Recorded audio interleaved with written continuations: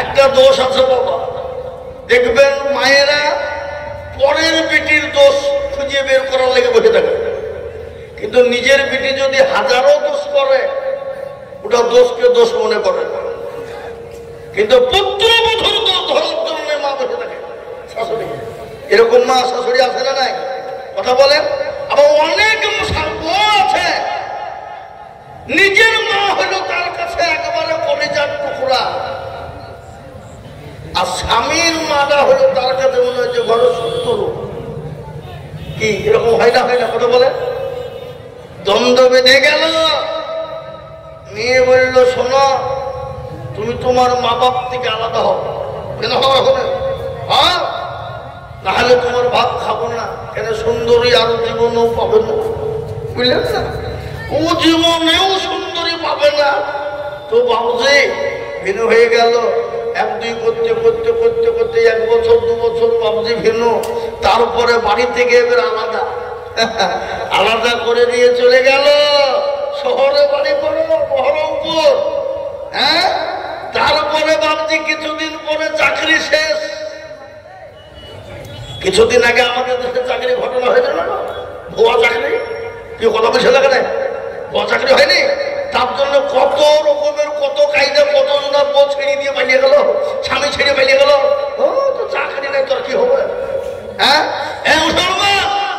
বিয়ে হয়ে গেল, চাকরি শেষ। কিছুদিন পরে শ্বশুরের টাকাতে পাঠিয়ে দিল সৌদি।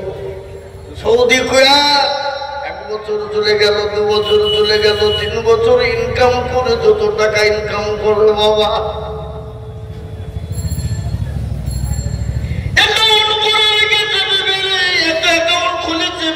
নামে টাকা অ্যাকাউন্টে, বিবির অ্যাকাউন্টে পাঠিয়ে দেয় রে বাবা। 1 বছর 2 বছর 3 বছর ইনকাম হয়ে গেল। কিছুদিন পরে এমন একটা অসুখ ধরা পড়েছে, সে দেশের ডাক্তারও বলছে শোনো তোমার এমন একটা অসুখ হয়েছে তোমাকে দেশের কোনো ডাক্তারও ভালো করতে পারবে না। কেউ কি রোগ? শুয়েছে। আমাদের দেশে আগে কি বলতো? শুয়েছে বলতো নাকি? হ্যাঁ, এ মুসলমান কিছুদিন আগে হয়েছিল না করোনা ভাইরাস। কারো যদি করোনা হয়েছে ওর 10 হাত দূর দিয়ে গেছে, কাছে ভেড়ে নেই। কি বুঝলেন আপনারা বলুন? ঠিক না? ঠিক। হ্যাঁ, এ মুসলমান শুয়েছে রোগ। ডাক্তার বলে ভাই তুমি ইমিডিয়েটলি তাড়াতাড়ি করে তুমি বাড়ি যাও। বাড়ি চলে তুমি ডাক্তার গিয়ে দেখো তোমার এমন অসুখ হয়েছে, ভালো করার মতন আমাদের কেনে কেউ ডাক্তার নাই, আর তুমি বাঁচবা কিনা কোনো গ্যারেন্টি নাই। যাও।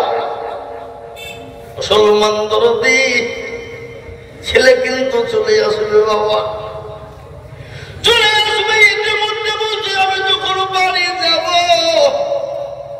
আমি আমার শাশুড়ি মা, আমার শ্বশুর, আমার বিবিকে চিঠি লিখি। লিখে চিঠি লিখে দিয়ে বলছে বাবা ও শাশুড়ি মা, প্রাণের বিবি শোনো আমার এমন একটা অসুখ হয়েছে, ডাক্তার বলেছে বলবে না। আমি তাড়াতাড়ি করে বাড়ি ফিরছি। চিঠিতে লিখে দিয়েছে। চিঠি গেল পড়ার পরে শ্বশুর শাশুড়ি শিক্ষিত মানুষ, জ্ঞানী গুণী মানুষ, সম্মানী ব্যক্তি বাবুরে আমার চিঠির উত্তর দিয়ে বলছে বেটা ও বাবা জামাই তুমি যখন বাড়ি ফিরবে আমার জন্য দামি দামি কিছু জিনিস কিনে আনবে। শাশুড়ি বলে বাবা তুমি যখন ফিরবে আমার জন্য দামি জিনিস কিনবে। বিবিও তার নিজের মতন করে চিঠিতে লিখে পাঠিয়ে দিয়েছে বাবা। চিঠিখানা চলে পৌঁছে গেল।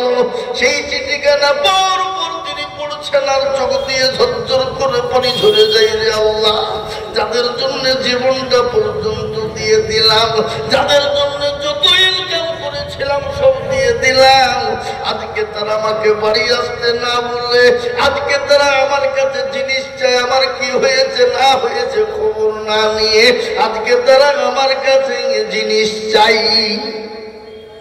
ছেলের হঠাৎ মনে হয়ে গেল মা বাপের সঙ্গে আজকে দীর্ঘ 5-6 বছর কোনো কথা নাই, বার্তা তারা নাই, জানি না তারা বেঁচে আছে কি না বেঁচে আছে, তারা মরে গেছে নাকি খোঁজ নাই খবর নাই।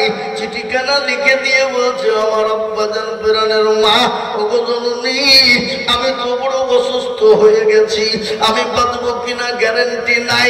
এদেশের ডাক্তার বলেছে আপনি আর বাঁচবেন না, আপনি তাড়াতাড়ি করে বাড়ি চলে যান।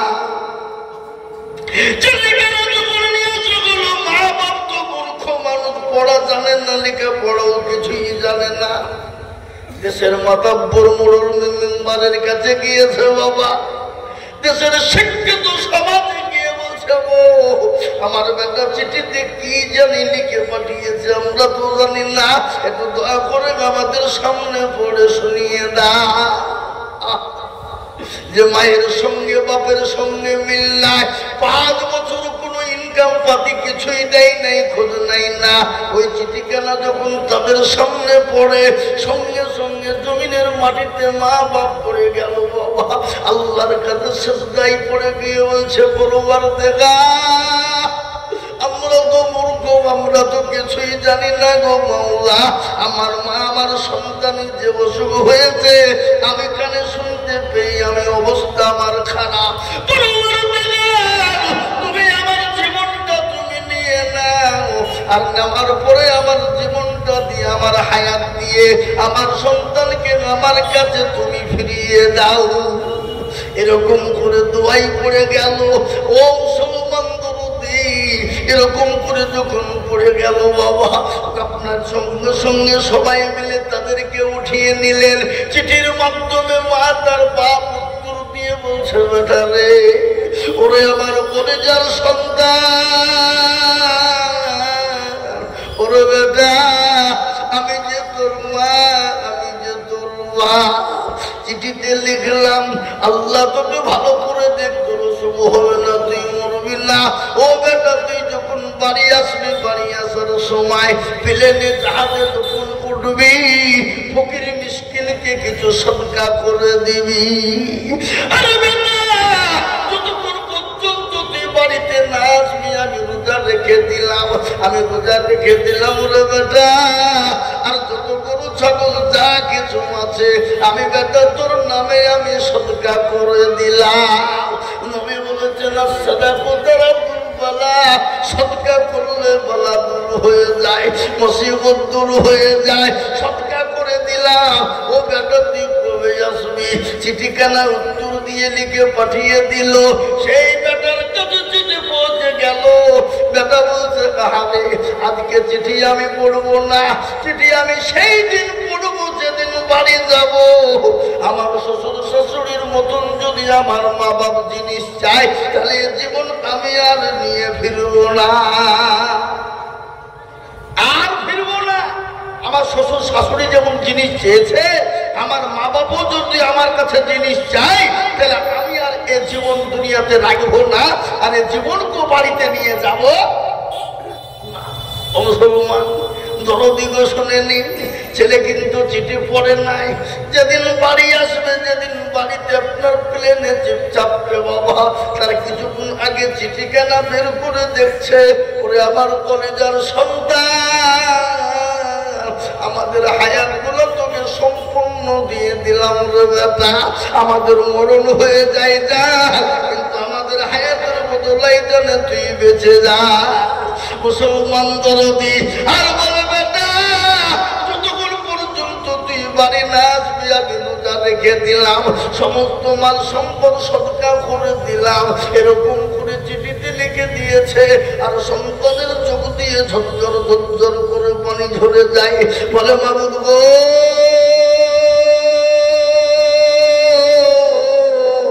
আজকে যাদের জন্য জীবনটা বরবাদ করে দিলাম, আজকে যাদের জন্য গাড়ি বাড়ি টাকা পয়সা ধন দৌলত যা ছিল সমস্ত যাদের জন্য বিলি বন্টন করে দিলাম গো মাওলা, আজকে তারাই আমার কাছে জিনিস চাই, আমার খবর নেয় না।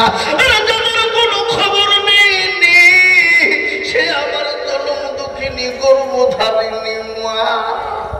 আজকে সেই মায়ের জন্য আমি কারোর জন্য কিছু নিই আর নালি, আমি আমার জনম দুঃখিনী যদি মায়ের জন্য কিছু নিয়ে যাই, ও মুসলমান দরদি এয়ারপোর্টে নেমে গেল, মা বাপ তারা তো মানুষ বুঝে না, অনেক দূরে দাঁড়িয়ে শ্বশুর শাশুড়ি কিন্তু বাপজি বিবি গিয়ে সঙ্গে দাঁড়িয়ে বাবা বললো, বেটা ও জামাই বলো কি এনেছো? বলে আমার শরীরটা বড় অসুস্থ, আনতে পারিনি।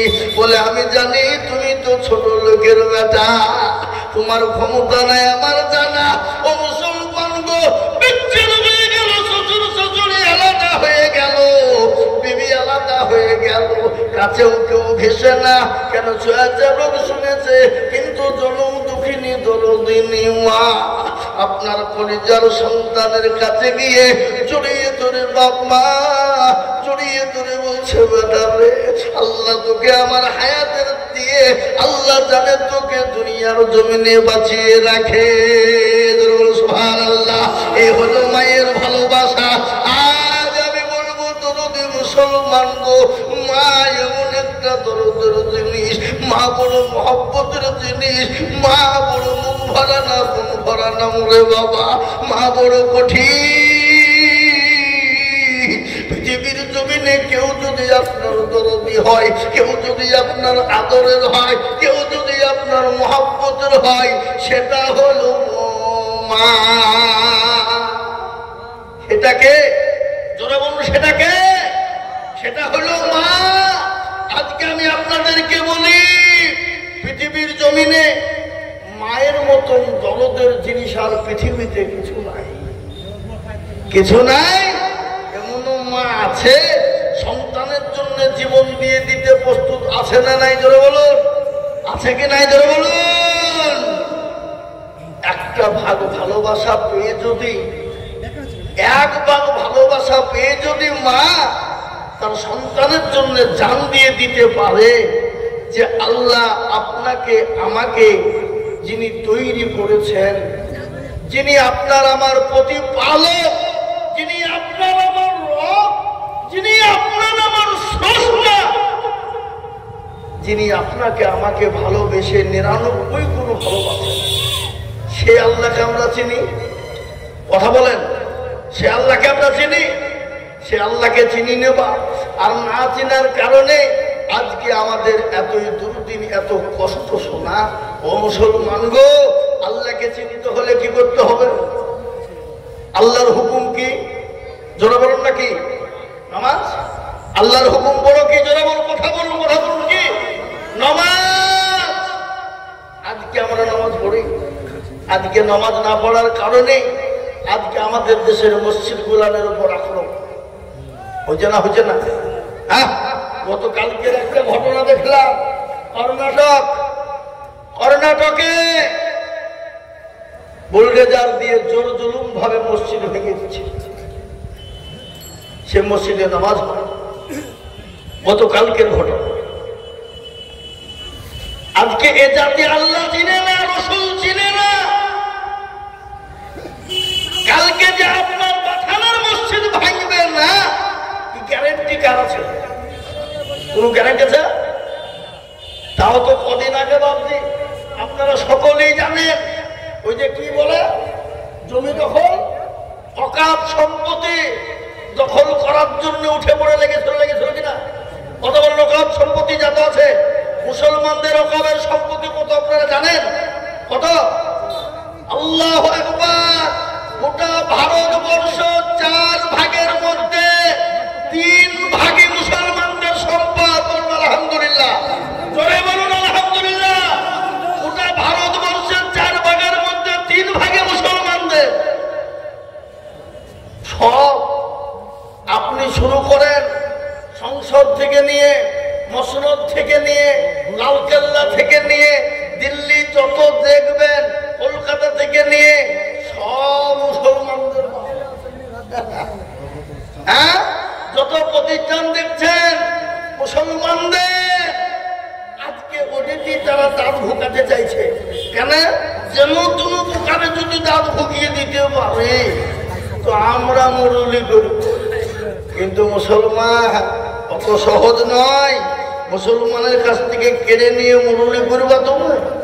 হ্যাঁ, ভাতে রান্না করে খাও, হাড়িতে রান্না করে দিবার খুলি খেয়ে মোড়ল হবা? ও হবে না। কি বুঝেন আপনারা বলুন? হ্যাঁ, কষ্ট করে তৈরি করে খাও। হ্যাঁ, মুসলমানরা তৈরি করেছে, তুমি ওটাতে দাঁত ঢোকাবা? আল্লাহু আকবার। গোটা ভারতবর্ষে থেকে মুসলমানরা এই ফোনের মাধ্যমে, বাবজি ভোটের মাধ্যমে, ফোনের আল্লাহু আকবার চেয়েছিল 3 কোটি, আল্লাহু আকবার কোটি কোটি কোটি কোটি দিয়ে দিয়েছে বাবা। তারা সর্বনাশ, এত অবস্থা খারাপ। কিন্তু বাপ যদি একবার দখল করে নিত, এই বাথানের মসজিদে আজান দেওয়ার জন্য অনুমতি নিতে হতো। আজান দিতে গেলে অনুমতি চাই, নামাজ পড়তে গেলে অনুমতি চাই। গোরস্থানে মাটি কাউকে দেবেন, বাপের লাশকে রেখে আগে বহরমপুর যে অনুমতি নিয়ে আসতে হবে। ঈদগাহে নামাজ পড়তে যাবেন, অনুমতি নিতে হবে। এটা কারা বাধা দিল? কে বাধা দিল? কোন দল দিল? কোন রাজনৈতিক নেতা দিল? কোন রাজনৈতিক নেতারা দেয়নি, কোন দল দেয়নি। দল দিয়েছে ওলামারা, সেটা হলো জমিয়তে উলামায়ে হিন্দ, ওলামাদের সংগঠন। এই জমিয়তে উলামায়ে হিন্দ এখনো পর্যন্ত ভারতবর্ষের জমিনে যত রকমের, যত ইংরেজ থেকে নিয়ে যত মন্ত্রী মহল রয়েছে, এখনো তারা একবার করে ভেবে দেখে যে না, এই জমিয়তকে খোঁচা দেওয়া যাবে না। মুসলমান, আল্লাহু আকবার। আপনারা জানেন এই যে আমাদের পার্শ্ববর্তী দেশ পশ্চিমবাংলার পাশেই আসাম একটা রাজ্য আছে, আপনারা জানেন। সিএএ এনআরসি করে ডিটেনশন ক্যাম্পে অনেক মুসলমানদেরকে ভরে দেওয়ার জন্য কাগজ পাতি নিয়ে একবারে উল্টে পাল্টা শুরু করে দিল বাবা। এ দেখেন, এই জমিয়তের কেসে লড়ার পরে এই দেখেন কিছুদিন হলো, এই অক্টোবর মাসে 1971 সালে যারা জন্ম নিয়েছে প্রত্যেকটা মানুষকে নাগরিকত্ব দেওয়া হয়েছে।